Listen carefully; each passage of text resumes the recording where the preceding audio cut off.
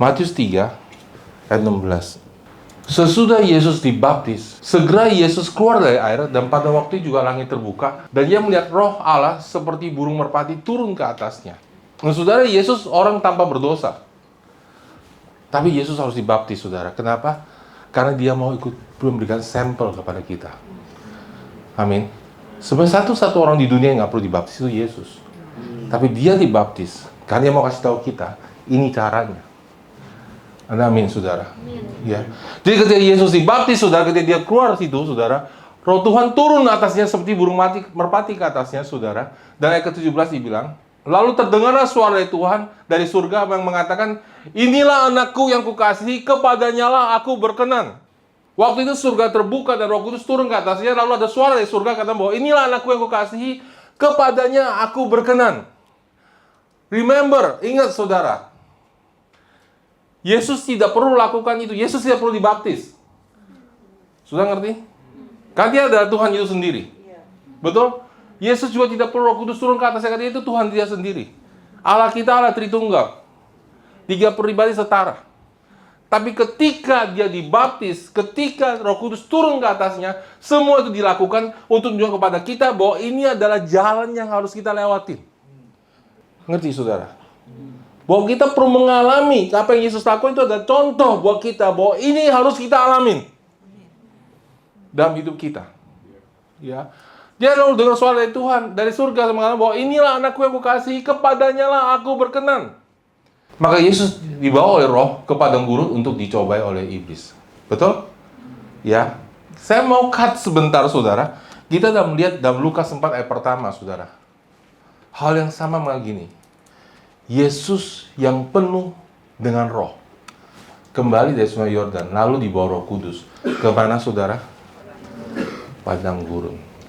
Kalau saudara jadi orang Kristen, setelah sudah menerima roh, dan kalau sudah terus berdoa, dan kalau sudah setia terus sudah bilang, kok kayaknya saya makin sulit ya, kok saya agak dibawa ke tempat yang kering ya, itu Alkitabiah. Roh Kudus akan menuntun saudara ke padang gurun. Amin. Ya. Lalu Yesus yang penuh dengan Roh Kudus dibawa Roh Kudus ke padang gurun. Kalau saudara terus-menerus berdoa dan terus-menerus mengisi saudara dengan Roh Kudus, maka Roh Kudus akan membawa saudara ke padang gurun. Amin, saudara. Tapi di ayat 14 dikatakan begini, saudara. Dalam kuasa Roh kembali Yesus ke Galilea. Jadi saudara, proses kita sama Tuhan itu menghasilkan kuasa dalam hidup kita. Halo? Amin, saudara. Ya, ketika saudara penuh dengan Roh Kudus, belum tentu saudara punya kuasa. Semua orang yang mau dipakai Tuhan harus diuji. Harus melalui ujian, tanpa kecuali. Sebaliknya kalau hidup saudara sudah nggak pernah mengalami ujian, saudara harus curiga. Ada yang salah dalam hidup saya. Jangan-jangan saya kompromi dengan dunia. Jadi saudara, setelah melalui proses itu, baru kuasa Roh Kudus turun penuh atas Yesus. Baru kuasanya itu mengalir. Sebelumnya enggak. Sebelumnya walaupun dia orang Kristen, walaupun dia saudara berbahasa roh, saudara orang Kristen, saudara biasa-biasa aja, orang lain nggak ngerasain. Tapi saudara kalau saudara udah mengalami sebuah proses, saudara akan penuh. Oke. Nah, kita balik saudara ke dalam Matius 3 ayat 17. Lalu terdengar dari surga yang mengatakan, inilah anakku yang kukasihi, kepadanya lah aku berkenan. 3 hal, saudara. Sebelum Yesus dibawa oleh Roh Kudus ke padang gurun, saudara, 3 hal, saudara. Dia harus tahu. Saudara kalau sudah mau bertumbuh, sudah harus tahu 3 hal. Sudah harus mengalami. Pertama, dia bilang, ini adalah anakku. Saudara dan saya harus tahu dan tahu bahwa kita adalah anak Allah. Lebih daripada hambanya, kita adalah anaknya. Halo? Amin. Ya. Saya bersyukur saudara, ya, anak saya 3 di sini. Anak saya ini 3-tiganya mereka melayanin. Jadi Kendall melayanin, pemimpin sel, Grace juga, ya, Justin tadi sebenarnya main musik. Jadi mereka di gereja ini adalah jemaat saya. Saya adalah pastor buat mereka. Mereka seperti yang lainnya harus ada proses. Tapi lebih dari itu, lebih daripada mereka ada jemaat, lebih tinggi hubungannya dan mereka adalah anak. Sudah harus tahu, saudara adalah anak. Amin. Ya. Anak yang merendahkan diri untuk menjadi hamba. Ketika kita melayani orang, kita datang sebagai hamba. Tapi ketika kita berdoa, kita datang sebagai anak. Kalau saudara nggak tahu saudara adalah anak, saudara seumur hidup akan struggle. Karena sebenarnya itu yang dicari sama dunia. Siapa saya? Makanya bingung identitasnya kan? Gitu kan? Maka semua bingung, LGBT bingung. Seks nggak terbatas jenisnya, bingung semua saudara. Karena apa saudara? Mencari identity. Ya. Jadi saudara dan saya, kalau sudah berdoa, saudara dan saya adalah anak. Ada amin. Dan sengaja ditekankan di sini saudara, anakku yang kukasihi, my beloved son, which I love so much. Aku kasih, dan kepadanya aku berkenan sebelum dia melayani. Sebelum dia melayani. Amin saudara. Sudah berkarunia Roh Kudus sesudah sudah melayani atau sebelum sudah melayani? Sebelum.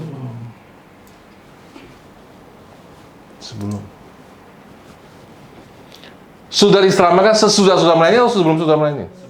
Sebelum. Jadi semua itu kasih karunia. Amin saudara. Lalu iblis menipu kita waktu kita pelayanan, kita berusaha berbuat sesuatu untuk membuat kita berkenan kepada Allah. Halo. Amin saudara ya. Itu salah saudara. Kita berbuat sesuatu karena kita sudah berkenan kepada Allah. Amin saudara. Ya. Kekudusan harus lahir dari identity. Amin saudara. Perbuatan kita harus lahir dari kita tahu kita itu siapa. Apa yang kita perbuat tidak menentukan saya ini siapa. Tapi saya ini siapa. Kalau tidak saya tahu saya siapa, itu menentukan apa yang saya perbuat. Who you are is more important than what you do. Sudah harus tahu who you are. Amin saudara. Ya. Remember who you are. Itu penting dalam peperangan rohani. Amin saudara. Jadi saudara, dia bilang, Tuhan Allah di surga bilang, dan ini lakukan sebagai contoh buat kita, bahwa Yesus pun perlu mendengarkan ini, bahwa engkau dan aku yang kukasihi, kepadanya lah aku berkenan. Efesus 1 ayat 3. Terpujilah Allah dan Bapa Tuhan kita Yesus Kristus. Yesus yang dalam Kristus telah mengaruniakan kepada kita segala berkat rohani di surga. Di dalam surga. Di alam spiritual. Semua berkat yang kita punya, semua urapan, semua karunia yang saudara perlu, itu sudah disediakan, sudah diberikan. Bukan akan diberikan. Setiap kali sudah percaya bahwa Yesus telah mati untuk dosa saudara, bangkit untuk membenarkan saudara, saudara dan saya, itu masuk ke alam spiritual. Karena satu-satunya saudara dan saya bisa berkenan kepada Allah, ada ketika kita mengerti bahwa Yesus yang mati buat dosa kita dan telah bangkit membenarkan kita, bukan usaha baik kita. Amin. Ya. Dan ayat keempat, sebab dalam Dia Allah telah memilih kita sebelum dunia dijadikan. Wow, ini powerful banget saudara. Bayangin saudara, belum ada dunia. Nothing. Dunia belum diciptakan. Sebelum Allah ciptakan bulan, bintang, dan segalanya, Dia telah memilih kita.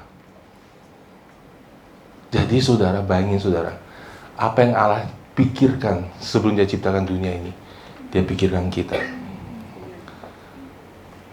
Kalau sudah mengerti ini, powerful saudara, hidup saudara. Jadi sudah tidak akan khawatir. Kenapa saudara? Bayangin, dia mikirnya saudara dan saya begitu jauh sebelumnya. Sebelum dia ciptakan semuanya, dia mikirin Holius, ya kan? Dia pikirin Grace, dia pikirin Karyanto, dia pikirin Rona, dia pikirin semuanya sebelum dijadikan dunia ini. Dia udah mikir tentang kita. Jadi saudara, kalau mikir apa yang selalu saudara pikiran tentang hidup saudara, saudara salah saudara. Karena Allah udah sediakan semuanya. Ada amin saudara. Saudara dan saya perlu menemukan rencana Allah dalam hidup kita. Amin. Ya. Dia sudah memilih kita sebelum dunia dijadikan. Ini luar biasa sekali saudara kasihnya kepada kita. Jadi kita ini benar-benar pusatnya, perhatiannya, pusatnya hatinya Tuhan. Saudara dan saya sudah ada dalam hati dan pikiran dia. Dari sebelum dunia dijadikan. Supaya apa saudara?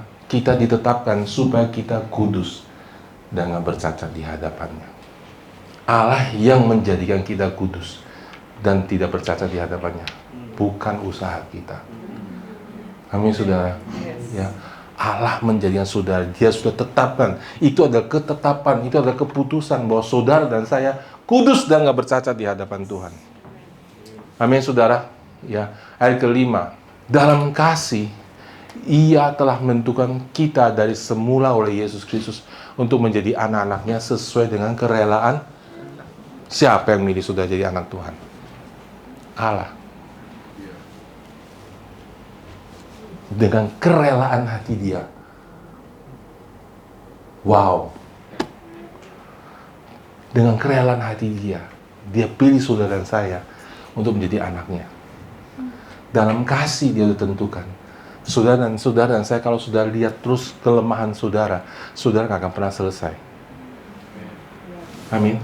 Sudah nggak akan bisa keluar dari kelemahan saudara. Kenapa? Kita nggak pernah diciptakan untuk bergumul dengan kelemahan kita. Kita diciptakan untuk menerima kasihnya Allah yang merubah hidup kita. Bukan ketika orang bertobat dan kenal Yesus, hidupnya mulai berubah karena sudah menerima kasihnya Allah. Betul saudara? Dan kalau saudara terus berusaha mengasihi Allah dan kekuatan saudara sendiri, saudara akan gagal. Kenapa saudara? Nggak satu pun kita mampu mengasihi Tuhan kalau bukan Tuhan yang mengasihi kita lebih dulu. Amin. Ya. Betul saudara? Ya. Jadi kita harus berhenti. Kadang kita nggak ngerti saudara. Kita bertobat, kita kenal Yesus, kita terima kasih karunia anugerah, kemudian di tengah jalan kita berhenti, kita stop dan kita mulai berusaha. Berusaha sudah berbuat sesuatu. Ya, Roma 5 ayat 17 itu luar biasa saudara. Sebab jika oleh dosa satu orang maut telah berkuasa oleh satu orang, maka lebih benar lagi mereka telah menerima apa saudara? Kelimpahan, kata kelimpahan. Kata lagi kelimpahan. Overflow saudara, kelimpahan kasih karunia dan anugerah kebenaran akan hidup dan berkuasa oleh karena satu orang itu yaitu Yesus Kristus. Saudara, saya tanya sama saudara. Orang perlu kelimpahan kasih karunia itu orang apa saudara? Kenapa dia terima kelimpahan kasih karunia? Saya ini orang berutang.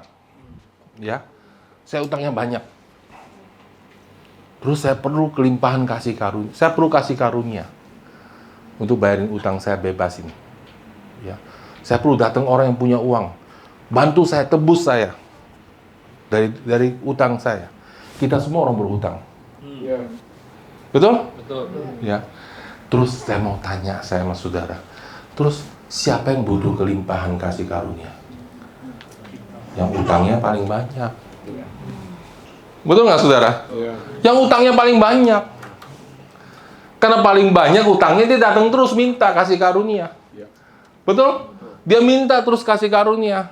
Menerima kelimpahan kasih karunia. Dan ketika dia menerima kelimpahan kasih karunia dan anugerah kebenaran, dibenarkan karena anugerah, bukan karena usaha sendiri. Karena menerima anugerah kebenaran akan apa saudara? Hidup dan berkuasa karena satu orang, bukan karena banyak orang, karena satu orang telah berbuat benar di hadapan Allah. Karena satu orang itu kita semua hidup dan berkuasa. Urapan itu datang saudara, ketika kita datang terus kepada kasih karunia. Amin saudara. Karena saudara dan saya yang masih hidup tahu bahwa semua orang kita setiap hari masih banyak berbuat salah. Ada amin, betul? Lebih tahu lagi kalau saudara sudah menikah. Kalau sudah merasa orang benar, tanya pasangan saudara, gue benar nggak? Karena saya belajar saudara ya, waktu couple saudara bilang, Ternyata pernikahan itu, waktu sudah menikah, sudah naik satu level hidupnya.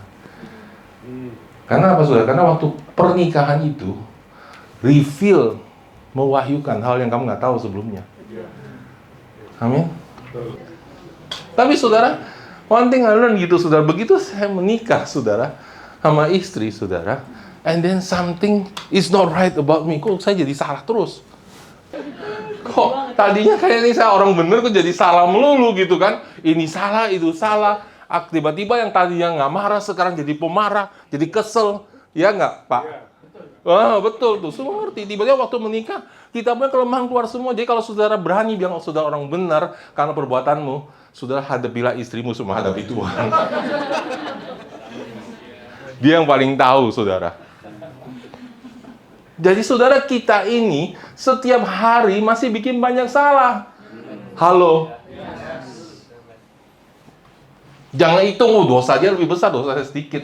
Di depan Tuhan ada dosa besar, dosa kecil. Semua dosa itu hukumannya maut, makanya perlu kasih karunia. Roma 5 ayat 20 lebih radikal lagi mengenai begini. Tetapi hukum Taurat ditambahkan supaya pelanggaran menjadi semakin banyak. Dan di mana dosa bertambah banyak, di sana kasih karunia menjadi melimpah-limpah. Wow. Powerful ya. Di mana sudah banyak kelemahan, and you come to God, di situ kasih karunia berlimpah-limpah. See? Jadi saudara, rahasianya saudara sudah mengalami kuasa Tuhan berlimpah-limpah karena sudah datang kepada Tuhan, bukan karena sudah berbuat sesuatu. Kepenuhan kasih karunia akan membuat saudara berkuasa. Artinya saudara, kalau saudara datang kepada Tuhan setiap hari, you collect the presence of God. Ya, sudah mengumpulkan hadirat Tuhan dalam hidup saudara, you collect the presence of God. Your power will grow. Iblis takut karena sudah tahu bahwa saudara orang benar. Amin. Dan kelimpahan kasih karunia itu yang akan menguduskan saudara. Ada amin nggak saudara? Ya. Kan kita dibenarkan karena kasih karunia. Kelimpahan kasih karunia merubah hidup saudara. Semua orang berubah karena mengalami kebaikan Tuhan. Bukan karena berusaha sendiri. Amin saudara. Nah ini dasar banget saudara. Kalau nggak saudara sebagai orang Kristen yang baru, ketika setiap hari saudara bikin salah, sudah balik kepada hukum Taurat, saudara lagi berusaha puasa, berusaha berdoa, tambah nggak bisa. Ya nggak sih? Atau saya aja? Ya? Makin berusaha berdoa, makin nggak bisa saudara. Betul? Sampai saudara harus menyerah nanti kembali ke titik nol, bilang Tuhan, semua itu kasih karunia. Baru kuasa itu nge-flow lagi dalam hidup saudara. Amin saudara. Ya, jadi kita itu dasar saudara bahwa saudara harus terima itu. Kelimpahan itu membuat saudara hidup dan berkuasa. Ya, kita kembali saudara ke dalam Matius 3 ayat 17. Maka terdengarlah dari surga bahwa inilah anakku yang kukasihi, kepadanya lah aku berkenan. Betul? Ya.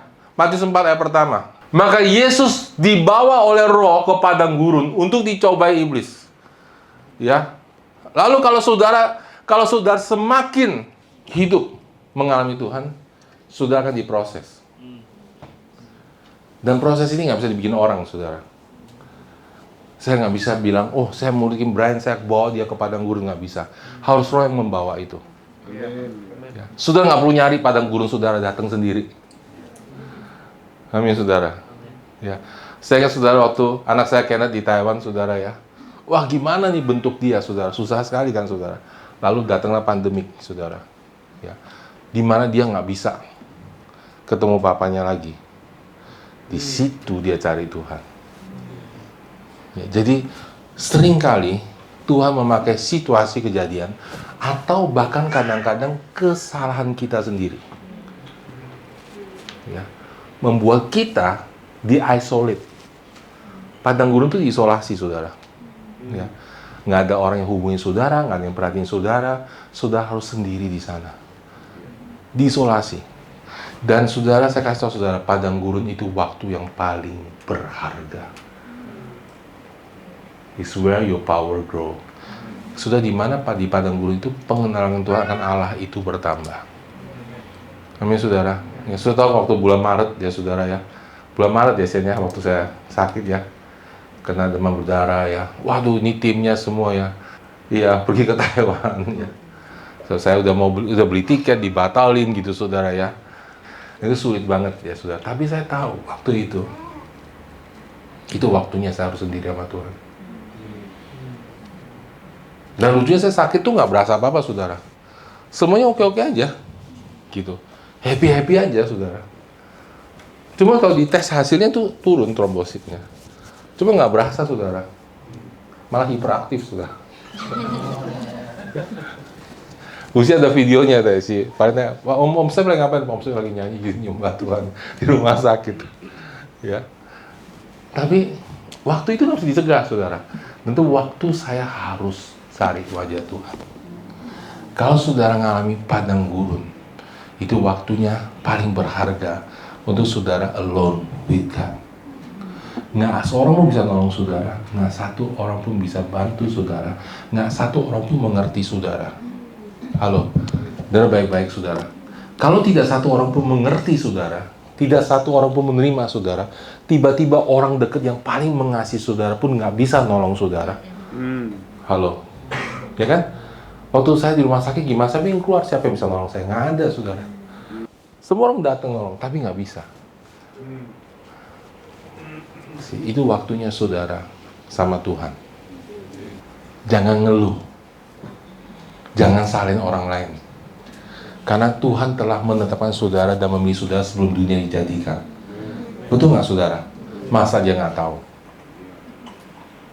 Jadi kesalahan terbesar saudara, orang mengikuti Tuhan dan tidak berhasil diproses, ada ketika mereka menyalahkan orang. Gara-gara kamu, saya jadi begini. Itu berarti saudara mengatakan bahwa Allah tidak berdaulat. Saudara nggak bisa lihat rencana Tuhan. Saudara harus bisa lihat rencana Tuhan. Amin saudara. Makanya saudara waktu Yusuf di akhir waktu dia bapaknya udah nggak ada, anak saudara datang pada Yusuf. Yusuf bilang bukan kamu yang bawa aku ke Mesir. Yusuf terbuka mata rohaninya. Dia terbuka mata rohaninya bilang Allah yang bawa aku ke Mesir untuk nyelamatin kamu. Dia mulai melihat bahwa di balik manusia bikin salah sama dia ada tangan Tuhan.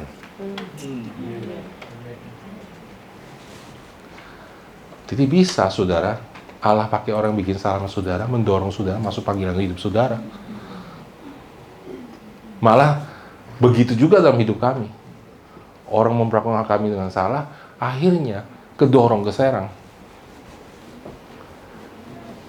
Jadi saudara harus tahu itu, bahwa Allah tuh bekerja dalam segala sesuatu untuk kebaikan buat hidup saudara. Amin.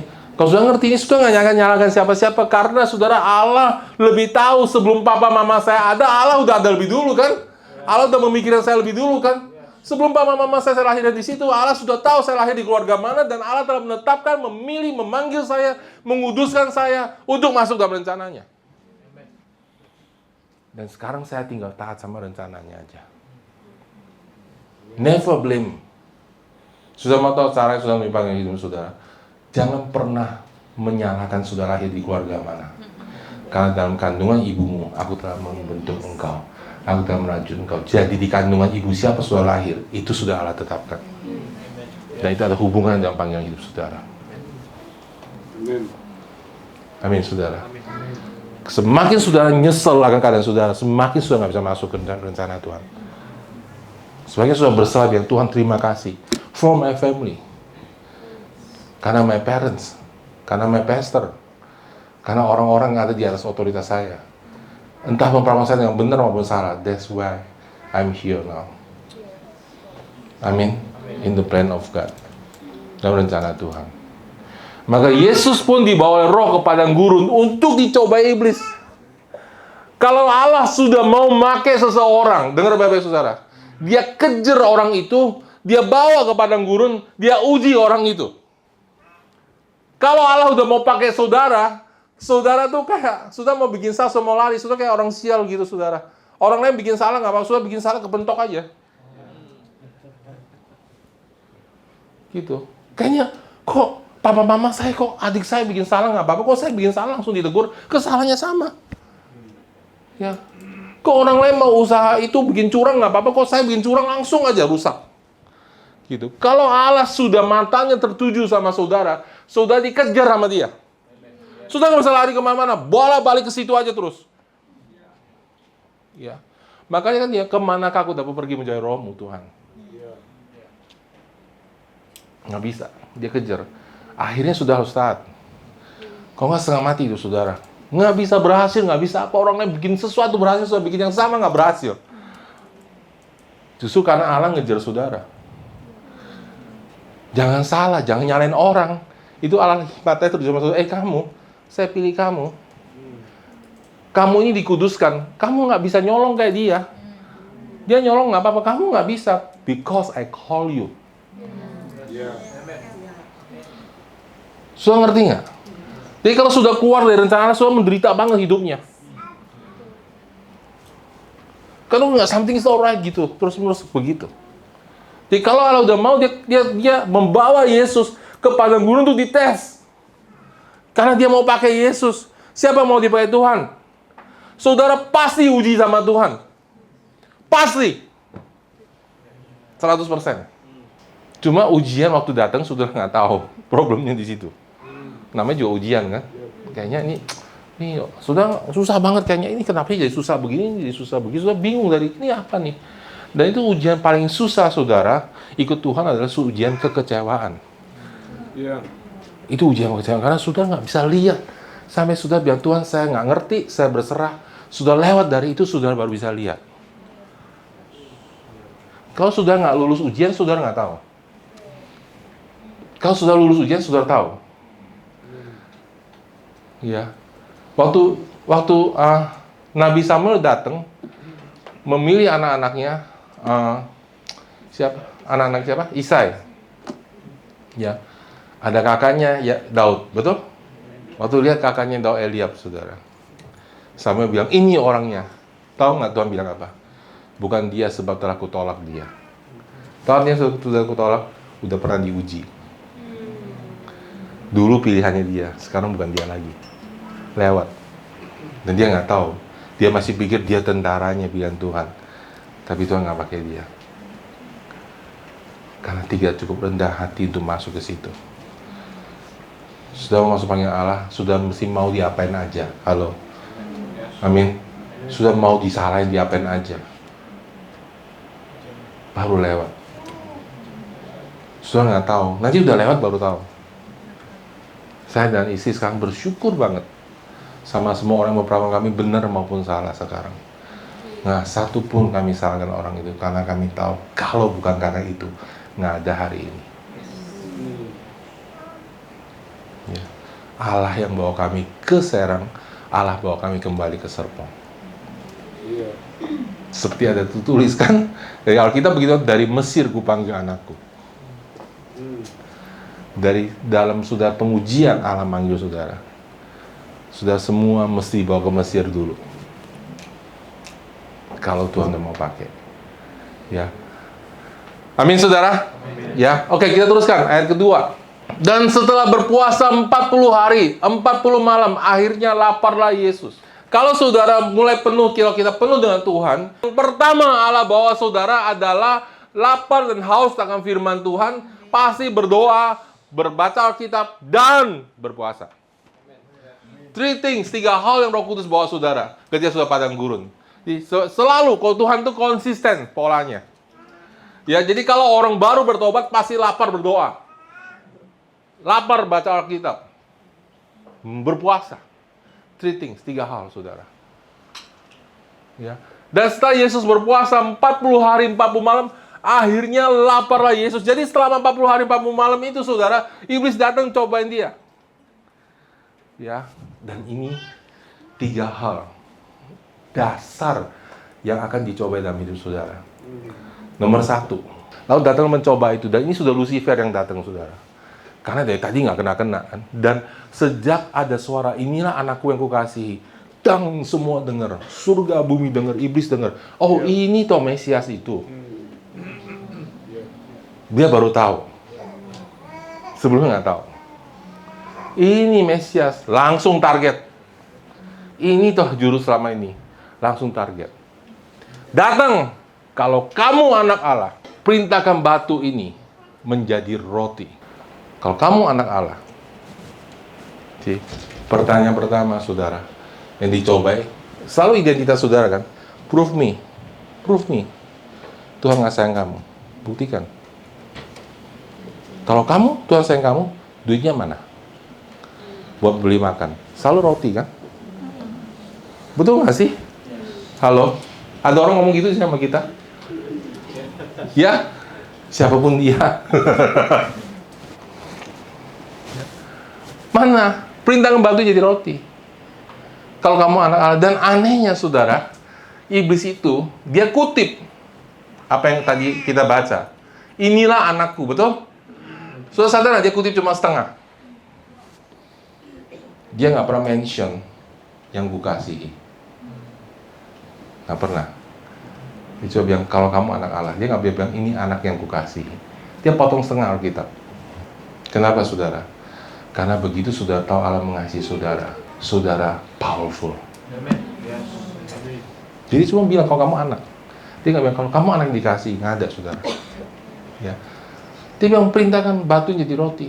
Kan Yesus sudah mulai lapar kan? Makan kamu apa? Kalau kamu ikut Tuhan, kamu makan apa? Makan batu. Duitnya dari mana? Jadi kalau saudara sudah mau dipakai Tuhan, saudara harus punya kemenangan. Saudara harus percaya bahwa Allah yang menyediakan buat saudara. Amin saudara. Sudah nggak bisa bergantung sama dunia ini. Kalau saudara udah bilang, Tuhan saya mau dipakai, Tuhan saya mau jadi hambamu, entah itu di dunia gereja, entah itu di dunia bisnis, entah itu di dunia media, apapun dunia itu, kita sudah bilang, Tuhan saya mau dipakai. Entah itu di dunia politik, saudara harus tahu bahwa yang menyediakan itu Tuhan. Saudara harus ngalami penyediaan Tuhan. Kalau saudara nggak pernah ngalami Tuhan menyediakan ketika saudara nggak punya, saudara nggak akan menang. Trust me. Saudara nggak tahan sama tekanan. Jadi saudara harus mengalami mujizat di mana Tuhan sediakan kebutuhan saudara. Ya. Saudara harus berdoa, saudara harus dapat firman-Nya, saudara harus ucapin firman itu sampai jadi kenyataan. Ya. Jadi yang pertama saudara, yang iblis serang saudara di dalam hidup semua orang Kristen ada kebutuhan basic. Nggak bisa ikut Tuhan begini, nggak bisa hari Minggu ke gereja terus, toko tutup hari Minggu rame. Ya. Jangan ke gereja hari Minggu, kan besok ujian. Gitu. Ya. Nanti aja. Jadi prioritasnya dirubah. Ketika prioritas dirubah, hasilnya berubah. Sudah nggak punya kuasa lagi, karena prioritinya dirubah. Lalu Yesus bilang, tapi Yesus menjawab, ada tertulis manusia bukan dari hidup roti saja, tapi setiap firman yang keluar dari mulut Allah. Artinya Yesus juga baca Alkitab. Halo? Amin saudara. Ya, kalau sudah nggak baca Alkitab, saudara nggak bisa. Ya, oke, terus. Kemudian iblis membawanya ke kota suci dan menempatkan dia di bubungan bait Allah. Dan kemudian kasih tahu dia, ya, kalau kamu anak Allah, sudah coba lihat. Sekali lagi anak Allah kan, tapi nggak ada bilangnya anak Allah yang dikasihi. Kalau engkau anak Allah, jatuhkan dirimu ke bawah. Sebab itu tulis kemudian engkau, ia akan memerintahkan malaikat-malaikatnya dan menantang engkau di atas tangannya, supaya kakimu jangan terantuk kepada batu. Apa itu saudara? Kalau kamu anak Tuhan, buktiin supaya orang tahu kamu anak Tuhan. Kalau di bait suci, saudara, kalau jatuh, itu kan semua orang lihat kan? Nggak, saudara, sudah di bait suci, sudah naik ke gereja, gedung gereja yang paling besar, saudara terus loncat ke bawah. Semua orang lihat, wah, dia nggak mati loh, luar biasa loh. Ya, anak Allah loh. Kan begitu kan tawarannya kan sebenarnya kan. Apa itu saudara? Mau diterima. Ya, acceptance. Itu yang kita butuhkan. Semua orang butuh acceptance. Butuh penerimaan. Sudah tahu nggak kenapa sudah bergumul dalam hidup? Karena you need acceptance. Sehingga sudah bergumul karena nggak dapat acceptance from your parents.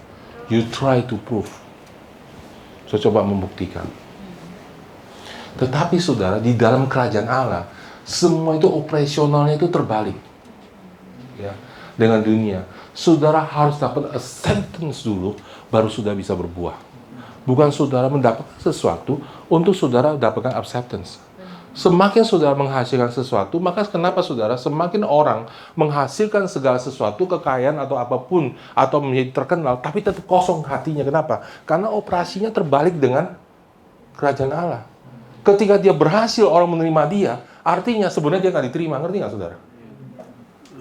Halo? Get it? Karena dia diterima karena dia berbuat sesuatu. Kalau dia begitu dia tidak berbuat sesuatu, selesai. Nggak diterima lagi.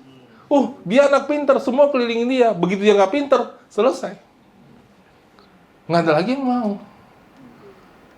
Jadi mereka tetap aja waktu mereka mendapatkan itu, mereka dapatkan ketenaran, mendapatkan keuangan, apapun itu, yang membawa orang sepertinya menerima mereka, mereka tetap kosong. Karena sebenarnya dalam hati mereka tahu bahwa saya diterima karena saya berbuat sesuatu, bukan karena saya ini saya.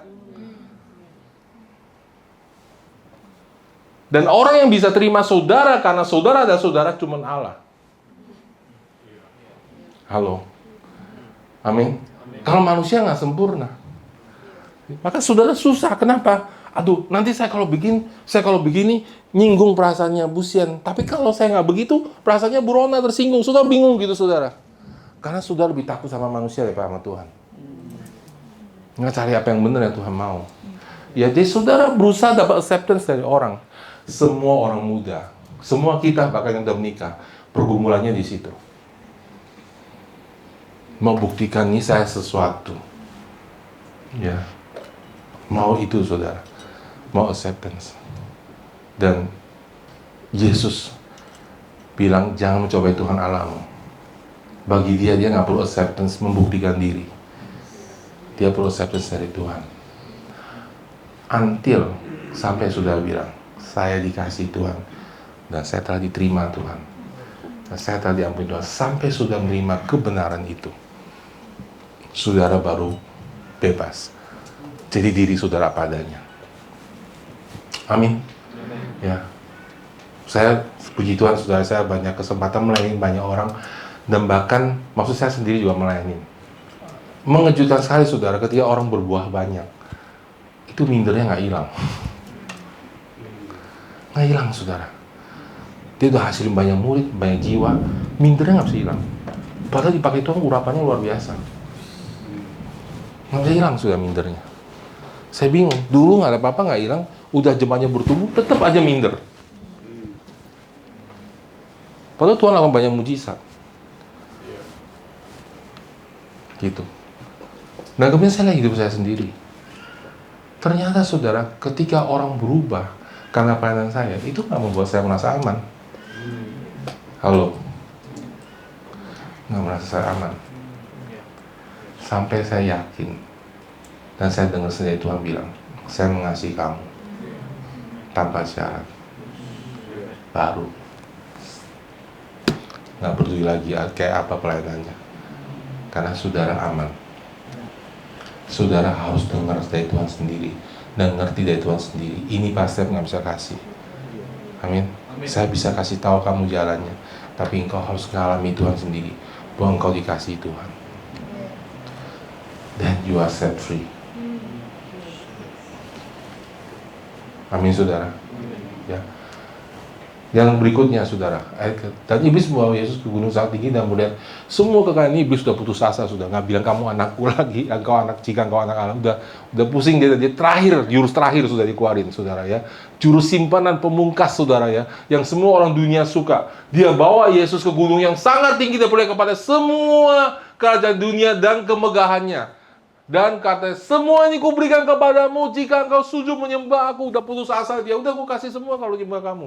Dan Yesus nggak nolak bahwa itu punya dia. Yesus nggak bilang iblis penipu. Sebelum Yesus mati di kayu salib, itu semua milik iblis. Sekarang enggak. Sekarang punya gereja Tuhan yang harus ambil itu kembali. Amin saudara. Ya. Dan dia bilang, semua itu kuberikan kepadamu jika engkau sujud menyembah aku. Apa itu saudara? Glory, kejayaan. Ya, dipuji, semua orang pengen. Ya kan? Power. Ya, disanjung, berharga. Ya, power. Dan Yesus bilang, enggak. Ada tulis engkau hanya sujud menyembah kepada Allah. Amin. Ini 3 hal, saudara, yang saudara dan saya akan terus diproses sampai saudara bergantung sama Tuhan sepenuhnya. Dan saudara, luar biasanya saudara, setelah Yesus mati dan bangkit, dia bilang, semua kuasa di surga dan di bumi telah diberikan kepadaku. Betul? Saya ingat dulu saudara ya, salah satu isi gembala kami itu bagus sekali, dia ngomong begini. Suatu ketika ada orang bilang sama dia, kamu nggak perlu duit, gitu. Ya. Terus hamba Tuhannya jawab gini, saya perlu duit, tapi nggak perlu duit kamu. Saya perlu duit, Tuhan akan kasih, bukan dengan cara yang salah. Halo. Amin saudara. Amin saudara. Ya. Dan ketika saudara bertumbuh di sini, sudah diproses dan you can be trusted. So bisa dipercaya sama Tuhan. Orang yang setia sama Tuhan, yang apapun lakukan, dia tidak akan meninggalkan panggilannya, tidak akan menjual panggilannya. Itu yang akan bertumbuh urapannya. Amin. Itu yang akan bertumbuh powernya. Dan iblis takut sama orang itu. Akhirnya sudah datang, iblis itu gemeter. Kalian tahu, ini orangnya hidupnya benar. Dia menghidupi apa yang dia percaya. Amin saudara. Baru ada urapan.